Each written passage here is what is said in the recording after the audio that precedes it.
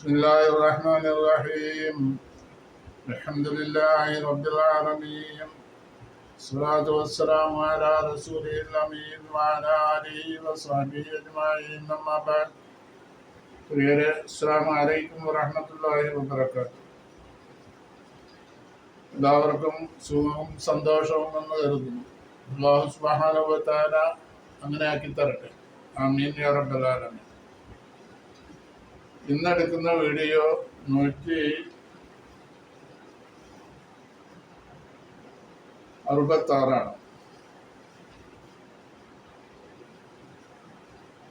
അമ്മ സൂറത്തിൽ നിന്നുള്ള 21ാമത്തെ ആയത്ത് മുതൽക്കാണ് ഇതിലെടുക്കുന്നത്.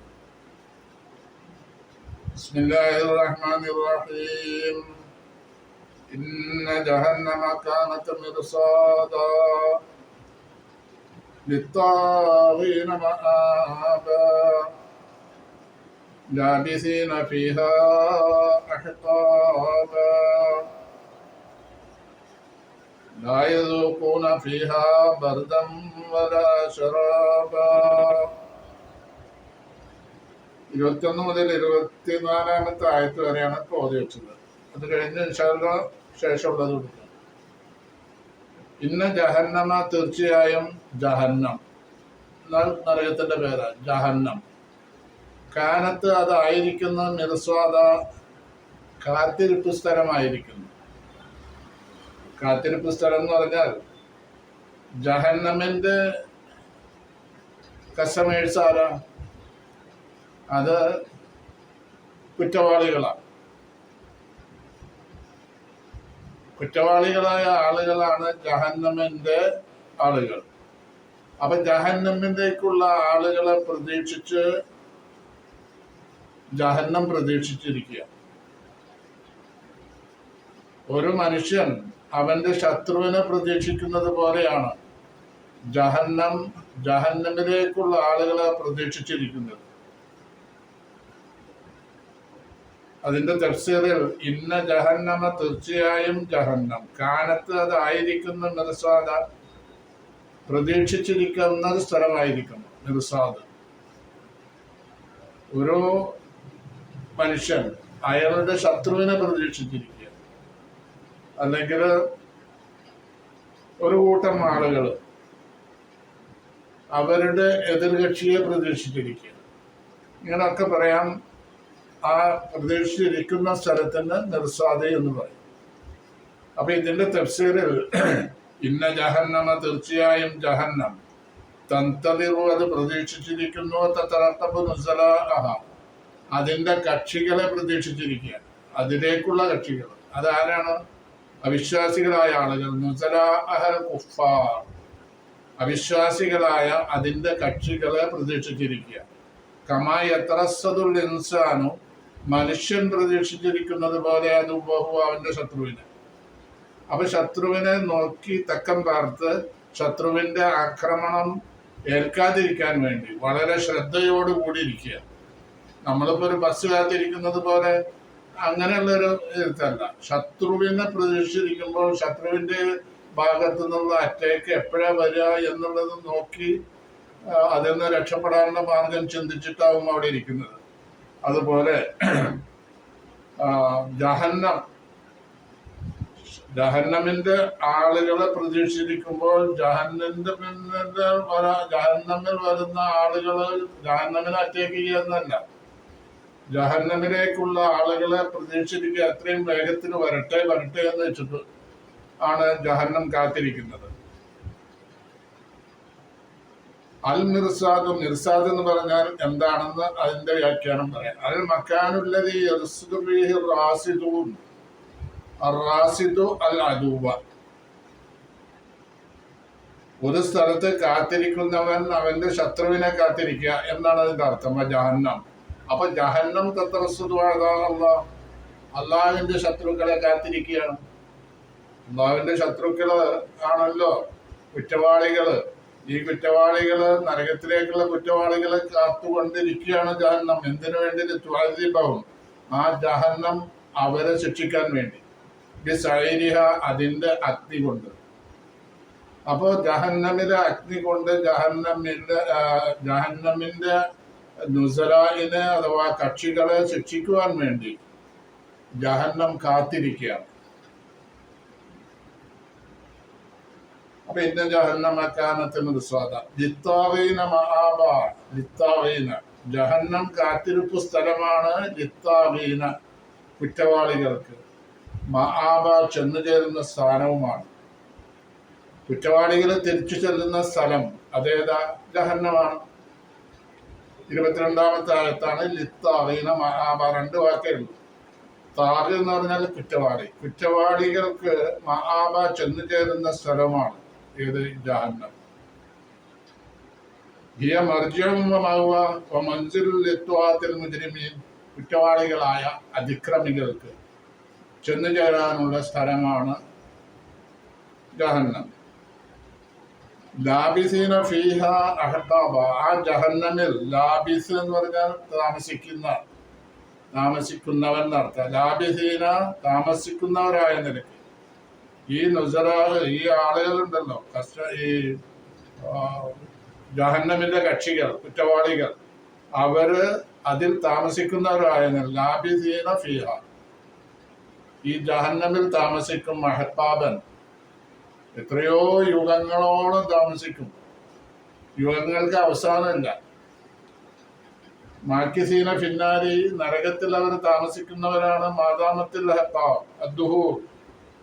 യുഗങ്ങൾ ഇങ്ങനെ കഴിഞ്ഞു കിടക്കുന്തോറും ആ യുഗങ്ങള് അവസാനിക്കില്ല. കാരണം ഒരു ഹക്കബ് എന്ന് പറഞ്ഞാൽ യുഗം 100 കൊല്ലം ആയിരിക്കാം. അങ്ങനെ യുഗങ്ങളോളം താമസിക്കുകയാണ്. ഒരു കാലത്തും ആ യുഗങ്ങൾ അവസാനിക്കുന്നില്ല. യുഗങ്ങൾ അവസാനിക്കില്ല എന്ന് പറഞ്ഞാൽ ആഖിറത്തില് യുഗങ്ങൾക്ക് അവസാനമില്ല. ഒരു യുഗം അവസാനിച്ചാൽ അടുത്ത യുഗം. ഇങ്ങനെ ആയി വരുമ്പോൾ യുഗത്തിന് നിഹായത്തലാകാം. യുഗങ്ങൾക്ക് അവസാനമില്ല. അങ്ങനെയാണ് പരലോകത്തിന്റെ സ്ഥിതി. അള്ളാഹു നമ്മെ അവരെയും കാത്തുരക്ഷിക്കട്ടെ. 24-ാമത്തെ ആയത്ത് ലാ യദൂഖൂന ഫീഹാ ബർദൻ വലാ ശറാബ. ആ ജഹന്നമില് ആസ്വദിക്കാൻ കഴിയില്ല.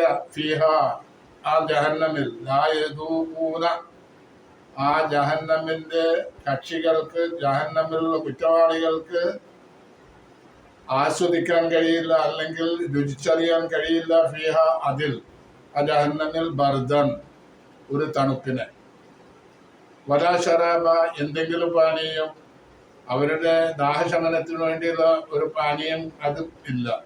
തണുത്ത സാധനം ഒന്നുമില്ല എന്ന് മാത്രമല്ല, എന്തെങ്കിലും ഒരു പാനീയം കുടിച്ച് അവരുടെ ദാഹം തീർക്കാവുന്ന ചുറ്റുപാട് അവിടെ ഇല്ല. ലാ യദൂഖൂന ഫീഹാ ബർദൻ വലാ ശറാബ. ബർദ് എന്ന് പറഞ്ഞാൽ തണുപ്പ്, ഷറാബ് എന്ന് പറഞ്ഞാൽ പാനീയം. അപ്പൊ ലാ യദൂഖൂന ഫീ ജഹന്നം, ജഹന്നമില് അവര് ആസ്വദിക്കാൻ കഴിയില്ല അവർക്ക്. ബുറൂദത്തൻ തണുപ്പിനെ, തുഖഫിഫു അൻഹും ആ തണുപ്പ് അവർക്ക് ശമനം നൽകും. ഹർറന്നാരി നരകത്തിന്റെ ചൂടിൽ നിന്ന് അല്പമെങ്കിലും ശമനം നൽകുന്ന ഒരു തണുപ്പ് അവിടെ ഇല്ല. വലാ ശറാബൻ യുസക്കിനു അത്ശഹും ഫീഹ. അവരുടെ ദാഹശമനത്തിന് അനുയോജ്യമായ എന്തെങ്കിലും പാനീയമുണ്ടോ? അതുമില്ല. അപ്പൊ എന്തായിരിക്കും സ്ഥിതി? പക്ഷെ ഇത് ആർക്കാണ് ലഭ്യമാവുന്നത്? കുറ്റവാളികൾക്കാണ്. കുറ്റവാളികളാവാതിരിക്കാനുള്ള എല്ലാ സൗകര്യങ്ങളും അള്ളാഹു ഇവിടെ ചെയ്തിട്ടുണ്ട്. അങ്ങനെ ആ കുറ്റവാളികളല്ലാത്തവർക്ക് പ്രശ്നമില്ല. അങ്ങനെ ആരാണ് കുറ്റവാളികളാവുക, ആരാണ് ഇതിന്റെ ഈ നരകശിക്ഷ ഏൽക്കേണ്ടി വരിക എന്നുള്ള കാര്യം ആർക്കും മുൻകൂട്ടി പറയാൻ സാധ്യമല്ല. അങ്ങനെ ഒരാൾക്ക് മാത്രമായിട്ട് ഒരു പക്ഷഭേദമൊന്നതിലില്ല. ആരാണ് അള്ളാഹുവിന്റെ ആജ്ഞകൾക്ക് തൃപ്തിപ്പെട്ട് ജീവിക്കാതിരുന്നത്, അള്ളാഹുവിനെ ധിക്കരിച്ച് ജീവിക്കുന്നവരാരാണ്? അതാണ് നോട്ടം. അങ്ങനെ വരുമ്പോൾ അവർക്കാണ് ഈ ശിക്ഷകൾ അള്ളാഹു നൽകുന്നത്. അതിലാരും പരിതപിച്ചിട്ട് കാര്യമില്ല. കാരണം മനുഷ്യൻ ഈ ലോകത്ത് ജീവിക്കുന്നത് അള്ളാഹുവിനെ അനുസരിച്ച് ജീവിക്കാൻ വേണ്ടിയാണ്. അള്ളാഹുവിനെ ധിക്കരിച്ചുകൊണ്ട് തോന്നിവാസത്തിൽ ജീവിക്കാൻ വേണ്ടിയല്ല മനുഷ്യനെ അള്ളാഹു സൃഷ്ടിച്ചിട്ടുള്ളത്. അങ്ങനെയുള്ള മനുഷ്യൻ അള്ളാഹുവിന്റെ ആജ്ഞകൾക്ക് കീഴ്പ്പെട്ട് ജീവിക്കുമ്പോൾ അവൻ ഇതിനൊന്നും പേടിക്കേണ്ടി വരില്ല. അള്ളാഹുവിന് ആജ്ഞകൾക്ക് കീഴ്പ്പെട്ട് നല്ല നിലയ്ക്ക് ജീവിക്കുന്ന അള്ളാഹുവിന് ഇഷ്ടപ്പെട്ട ആളുകളായിട്ട് വരുമ്പോൾ അവര് ആരാണെങ്കിൽ അവർക്കൊക്കെ വളരെ സുഖസുന്ദരമായിട്ട് അള്ളാഹുവിന്റെ അനുഗ്രഹങ്ങൾ ആസ്വദിച്ചുകൊണ്ട് ജീവിക്കാം അത് സ്വർഗത്തില്. അപ്പോ രണ്ട് ഭാഗം ചിന്തിക്കണം നമ്മൾ. അള്ളാഹുവിനെ ധിക്കരിക്കുന്നവർക്കാണ് ഇത്തരം കാര്യങ്ങൾ. അതിലാരാണെങ്കിൽ അവർ അള്ളാഹുവിനെ അനുസരിച്ച് ജീവിക്കുന്നവർക്ക് വേറെ ന്യാമത്തുകൾ അനുഗ്രഹങ്ങൾ ധാരാളം പറഞ്ഞിട്ടുണ്ട്.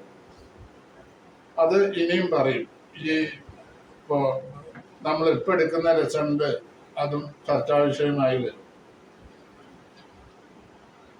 അപ്പോ ലായദൂഖൂന ഫീഹ ബർദൻ വലാ ശറാബ, അവർ ആസ്വദിക്കുകയില്ല ജഹന്നമിൽ ഒരു തണുപ്പിനെയോ ഒരു പാനീയത്തെയോ അവർക്ക് കിട്ടില്ല. ഇല്ല ഹമീമൻ വഗസ്സാഖ, കിട്ടുന്നത് എങ്ങനത്തതാവും? ഇല്ല ഹമീമൻ, ശക്തിയായ ചൂടുള്ള വെള്ളമല്ലാതെ ഭയങ്കര ചൂടുള്ള വെള്ളമാവുക, അത് കുടിക്കാൻ കഴിയില്ല. കുടിച്ചാൽ ദാഹശമനത്തിന് പറ്റില്ല.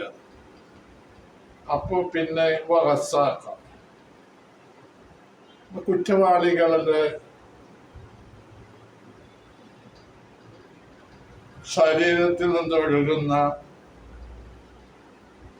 വേർപ്പോ അതല്ലെങ്കിൽ ദുഷിച്ച വെള്ളമോ ആയിരിക്കാം വസാത്ത് എന്ന് പറയുന്നത്. കുറ്റവാളികളുടെ ശരീരത്തിൽ നിന്ന് ഒഴുകുന്ന വെള്ളം, അതാണ് റസാഖ് എന്ന് പറയുന്നത്. ഹമീം എന്ന് പറഞ്ഞാൽ ചൂടുള്ള, ശക്തിയായ ചൂടുള്ള വെള്ളം.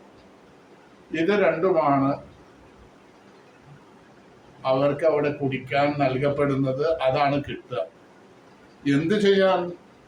മനുഷ്യൻ നിരീശ്വരവാദിയായിട്ട് തോന്നിവാസം പറഞ്ഞ് ജീവിക്കുന്ന മനുഷ്യൻ എന്നത് ചിന്തിക്കുന്നില്ല. പിന്നെ അള്ളാഹുവിന്റെ ശിക്ഷ ഏതാണെങ്കിൽ അത് വന്നാൽ ഏൽക്കല്ലാതെ എന്താണ് രക്ഷ?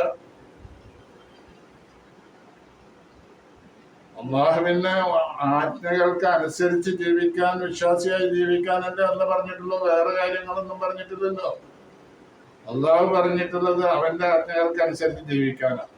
അത് മനുഷ്യ സമൂഹത്തിൽ ജീവിക്കുന്ന ആൾക്ക് സാമൂഹ്യമായിട്ടും നല്ലതാണ്, ആത്മീയമായിട്ടും നല്ലതാണ്. അള്ളാഹു പറഞ്ഞ കാര്യം ആത്മീയമായിട്ട് അവന് രക്ഷയുണ്ട്, സാമൂഹ്യമായിട്ടും ആളുകളൊക്കെ ഇഷ്ടപ്പെടുന്ന ഒരു ജീവിതമാണ്. അങ്ങനെ ജീവിക്കല്ലേ വേണ്ടു. അതില്ലാത്തതിന്റെ പേരിൽ വരുന്ന ആപത്തുകളെ അവന് തടുക്കാൻ കഴിയണം. അത് തടുക്കാൻ കഴിയില്ല. അപ്പൊ അവിടെ കുടിക്കാൻ കൊടുക്കുന്ന വെള്ളമായാലും മറ്റ് എന്തായിരുന്നാലും ശരി, അതൊന്നും ശരിക്കും ഉപയോഗിക്കാൻ പറ്റിയതാവില്ല. നായതൂക്കുന്ന ചെയ്യാം ബർദൻ വലാ ശറാബ ഇല്ല ഹമീമൻ വഗസ്സാഖ. പിന്നെ അടുത്ത 26-ാമത്തെ ആയത്തിൽ ജസാഅൻ വിഫാഖാ,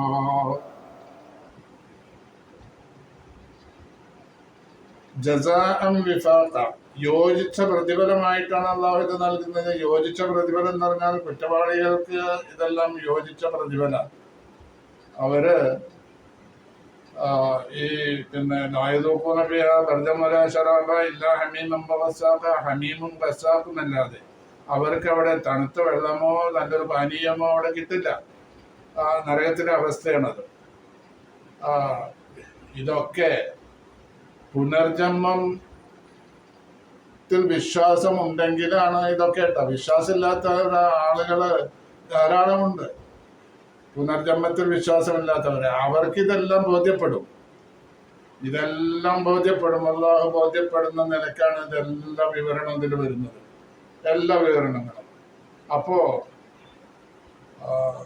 എല്ലാ വിവരണങ്ങളും അള്ളാഹുവിന്റെ ഈ പുനർജന്മം അതിനെ സ്ഥിരീകരിച്ചു കൊണ്ടുള്ളതാണ്. അത് ഒരു നിലക്കും നിഷേധിക്കേണ്ടതില്ല, നിഷേധിക്കാൻ പറ്റില്ല. അത് മുഅ്മിനീങ്ങൾക്ക് ഇത് നിഷേധിക്കേണ്ട ആവശ്യമില്ല.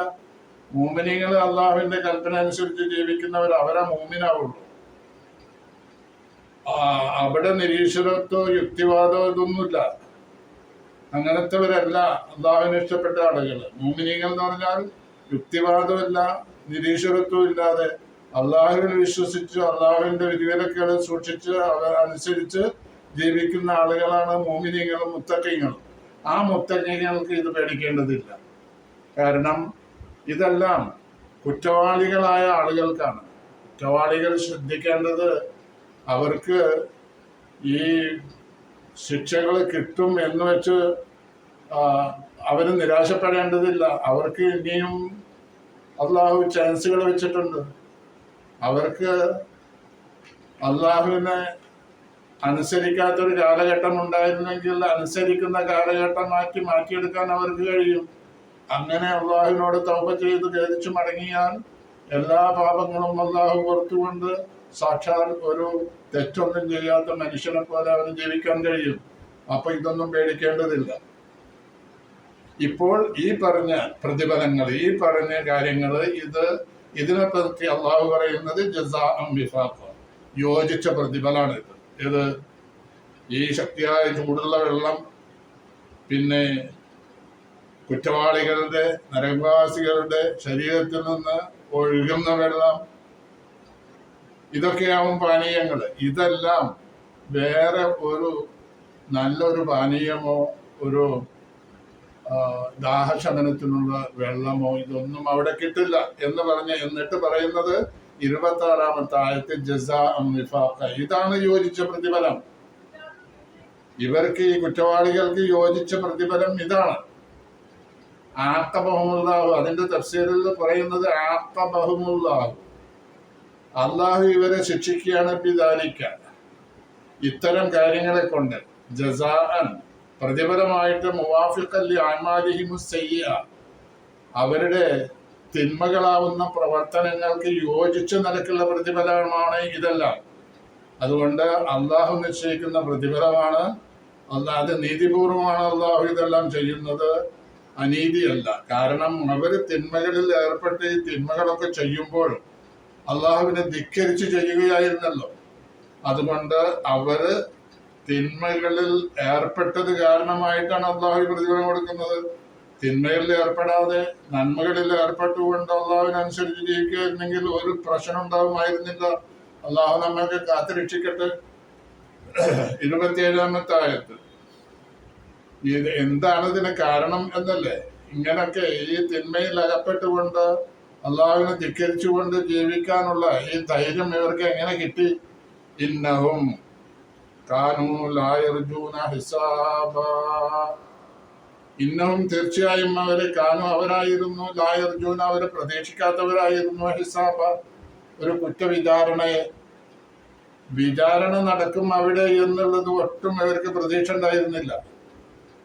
അപ്പോ ഈ പുനർജന്മത്തെ അവർക്ക് വിശ്വാസം ഉണ്ടായിരുന്നുവെങ്കിലാണ് ആ പുനർജന്മത്തിൽ നടക്കുന്ന കാര്യങ്ങള്, ഓരോരുത്തരുടെ തെറ്റും ശരിയും അവിടെ വിചാരണ നടക്കുന്നത്. ആ കാര്യം ഇവർക്ക് ഒട്ടും പ്രതീക്ഷ ഉണ്ടായിരുന്നില്ല. പ്രതീക്ഷയില്ലാത്തത് കൊണ്ട് അവർ അള്ളാഹുവിനെ അഭിമുഖീകരിക്കേണ്ടി വരും എന്നുള്ള പ്രതീക്ഷ അവർക്ക് ഉണ്ടായിരുന്നില്ല. കാരണം പുനർജന്മം ഉണ്ട് എന്നുള്ള വിശ്വാസം അവർക്കില്ലല്ലോ. അവരെ നിഷേധിക്കുന്നവരെന്നല്ലേ നമ്മൾ ഇതിനെ സംബന്ധിച്ച് നമ്മളുടെ ഈ തംബ്നെയിൽ തന്നെ പറഞ്ഞിട്ടുള്ള പുനർജന്മത്തെ നിഷേധിക്കുന്നവരെന്നാണ്. അപ്പോ ഇന്നഹും കാനൂ ലാ യർജൂന ഹിസാബാ, ഈ വിചാരണയെ അവർ ഒട്ടും പ്രതീക്ഷിക്കാത്തവരായിരുന്നു. ലം യകൂനു യതവഖഊനൽ ഹിസാബ, വിചാരണയെ അവർ പ്രതീക്ഷിക്കുന്നവരായിരുന്നില്ല. വൽ ജസാഅ, പ്രതിഫലത്തെയും. വലാ യുഅ്മിനൂന ബിലിഖാഇല്ല, അള്ളാഹുവിനെ കാണുമെന്നുള്ള വിശ്വാസവും ഉണ്ടായിരുന്നില്ല അവർക്ക്. ഇങ്ങനെയൊക്കെ ആയിക്കഴിഞ്ഞാൽ പിന്നെ എന്തു തെറ്റും ചെയ്യാലോ, ധൈര്യം കിട്ടുകയല്ലേ. അതിന്റെ പേരിൽ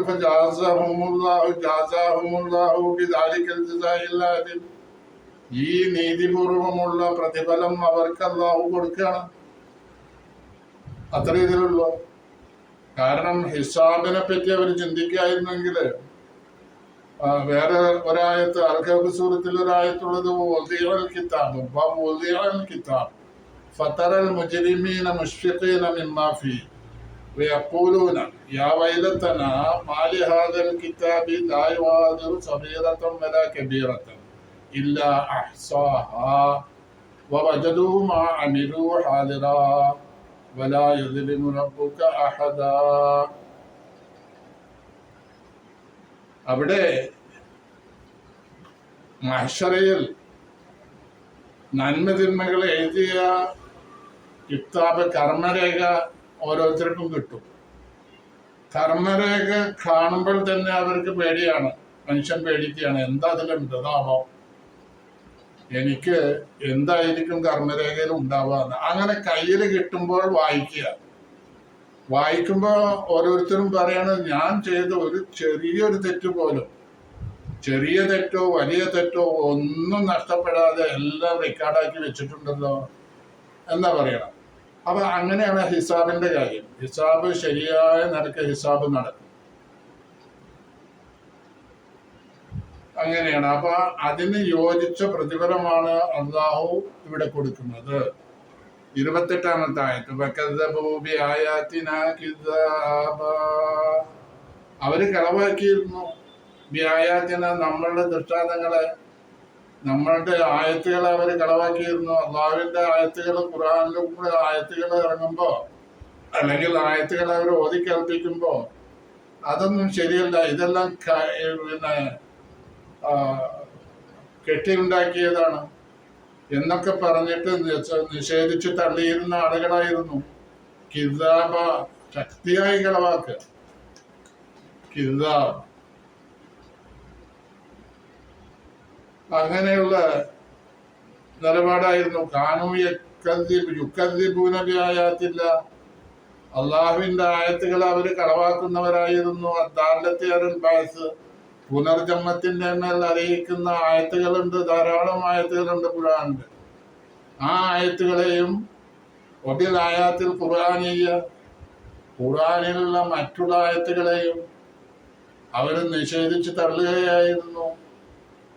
അങ്ങനെ കളവാക്കുകയുമായിരുന്നു. തക്ദീബൻ ശദീദൻ, ശക്തിയായ നിലക്ക് കളവാക്കുക, നിഷേധിച്ച് തള്ളുക. അപ്പൊ അതിന്റെ പേരിലാണ് ഈ ദുർഗതി വന്നത്. വകുല്ലു ശൈഇൻ അഹ്സൈനാഹു കിതാബ, വകുല്ല ശൈഇൻ അഹ്സൈനാഹു കിതാബ.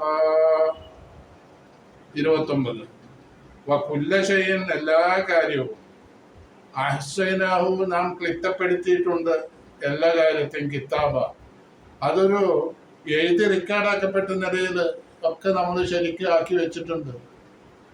അതാ പറഞ്ഞത്, നേരത്തെ പറഞ്ഞല്ലോ, ഒരു കാര്യവും, ഒരു ചെറിയ കാര്യമോ വലിയ കാര്യമോ ഒന്നും വിട്ടുകളഞ്ഞിട്ടില്ല.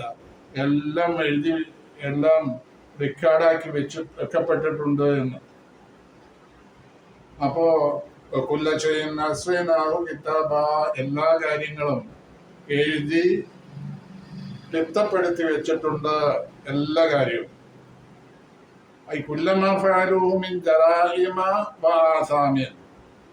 എല്ലാ തെറ്റുകുറ്റങ്ങളും, പ്രവർത്തിച്ച എല്ലാ കുറ്റങ്ങളും ലബത്തിനാഹു, നമ്മൾ എഴുതി റെക്കോർഡാക്കി കിതാബിൽ, ഒരു കിതാബില്, ഒരു കർമ്മരേഖയിൽ എഴുതി റെക്കോർഡാക്കി വെച്ചിട്ടുണ്ട്. എന്തിനാല് നുജാസിഹിം അലൈഹി, അതനുസരിച്ച് അവർക്ക് പ്രതിഫലം കൊടുക്കാൻ വേണ്ടി. ഒരു തെറ്റ് ചെയ്തതിന് ആ തെറ്റ് എന്താണെന്ന് അതിന് ഇന്ന ദിവസം ഇന്ന സമയത്ത് ചെയ്ത തെറ്റുകളൊക്കെ അവിടെ എഴുതി വെച്ചിട്ടുണ്ട്. ആ തെറ്റുകളനുസരിച്ച് അള്ളാഹു പ്രതിഫലം കൊടുക്കാൻ വേണ്ടി. അതാണ് നീതി. അപ്പോ ആ നീതിപൂർവം കൈകാര്യം ചെയ്യാൻ വേണ്ടിയാണ് അള്ളാഹു ഇതെല്ലാം എഴുതി റെക്കോർഡാക്കി വെച്ചിട്ടുള്ളത്. ആ എഴുതി ഉണ്ടാക്കുവാൻ അള്ളാഹു മലക്കുകളെ ഏൽപ്പിക്കപ്പെട്ടിട്ടുണ്ട്. ആ മലക്കുകളാണ് ആ ദൗത്യങ്ങളെല്ലാം നിർവഹിക്കുന്നത്. പിന്നെ 30-ാമത്തെ ആയത്ത് ഫദൂഖൂ ഫലൻ നസീദകും ഇല്ലാ അദാബാ, ഫദൂഖൂ ആയതുകൊണ്ട് നിങ്ങൾ ആസ്വദിക്കുകയും, ഫലൻ നസീദകും, നിങ്ങൾക്ക് നാം ജാസ്തിയാക്കുകയില്ല, ഇല്ലാ അദാബാ, അദാബിനെ അല്ലാതെ. നിങ്ങൾ അദാബിനെ പറ്റി നിങ്ങൾ വിലപിക്കുമ്പോൾ തന്നെ അദാബ് നിങ്ങൾക്ക് കൂട്ടി തരികയാണ്, വർദ്ധിപ്പിച്ചു തരും നമ്മൾ എന്നാണ് ഇതിൽ പറയുന്നത്. ഇതെല്ലാം അള്ളാഹു നീതിമാനാണ്. ആ നീതിമാന്റെ പ്രവർത്തനമാണ് ഇവിടെ നമ്മൾ സംസാരിക്കുന്നത്. എന്തുകൊണ്ടാണ് അവരിതെല്ലാം അഭിമുഖീകരിക്കേണ്ടി വന്നത്? അവരുടെ നീക്കം ശരിയല്ലാത്തതിൻ്റെ പേരിൽ, കയ്യിരിപ്പ് ശരിയല്ലാത്തതിൻ്റെ പേരിൽ എന്ന് പറയാം. അതിൻ്റെ പേരിലാണ് ഇതെല്ലാം സംഭവിച്ചത്. അപ്പൊ അവിശ്വാസികളെ, നിങ്ങള് ആ സമൂഹമേ എന്നാ വിളിക്കുന്നത്, അവിശ്വാസികളുടെ സമൂഹമേ നിങ്ങള് ആസ്വദിക്കുകയും ഫലൻ നസീദക്കും, നിങ്ങൾക്ക് വർദ്ധിപ്പിക്കുകയില്ല, അലസ്തിറാസത്തിക്കും, നിങ്ങളുടെ സഹായാഭ്യർത്ഥനയുടെ മേൽ ഇല്ല അദാബൻ ഫൗക അദാബിക്കും, നിങ്ങൾക്ക് ഉള്ള ശിക്ഷയേക്കാൾ കൂടുതൽ ശിക്ഷ. നിങ്ങൾ സഹായാഭ്യർത്ഥന നടത്തും തോറും നിങ്ങൾക്ക് കൂടുതൽ കൂടുതൽ ശിക്ഷ വന്നുകൊണ്ടിരിക്കുകയും ചെയ്യുക, അല്ലാതെ കുറവുണ്ടാവില്ല, അതിൽ യാതൊരു ശമനം ഉണ്ടാവില്ല.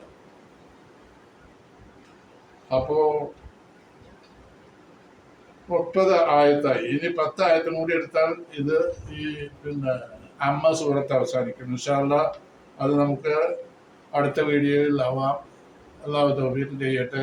ഈ വീഡിയോ എല്ലാവരും സബ്സ്ക്രൈബ് ചെയ്യണം. സബ്സ്ക്രൈബ് ചെയ്യണം എന്നുള്ളത് ഞാൻ പ്രത്യേകം ഊന്നി പറയുകയാണ്. കാരണം സബ്സ്ക്രൈബ് ചെയ്താൽ എല്ലാ വീഡിയോയും നിങ്ങൾക്ക് കിട്ടും. അപ്പോൾ ആ വീഡിയോ ഒക്കെ നിങ്ങൾക്ക് കേൾക്കാനും അത് പറഞ്ഞതനുസരിച്ച് അള്ളാഹുവിൻ്റെ തൗഫീഖ് ഉണ്ടെങ്കിൽ അത് നമ്മളുടെ ജീവിതത്തിൽ പകർത്താനും കഴിയും. പിന്നെ നമ്മൾ ഈ ചരിത്രം പറയണത് ചരിത്രമായിട്ട് നമ്മൾ പറയുന്നില്ല.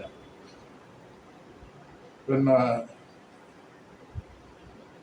ഒരു കമന്റ്സിൽ കണ്ടുപോയി ചരിത്രം പറയുന്നുണ്ട് എന്ന് പറഞ്ഞിട്ട്.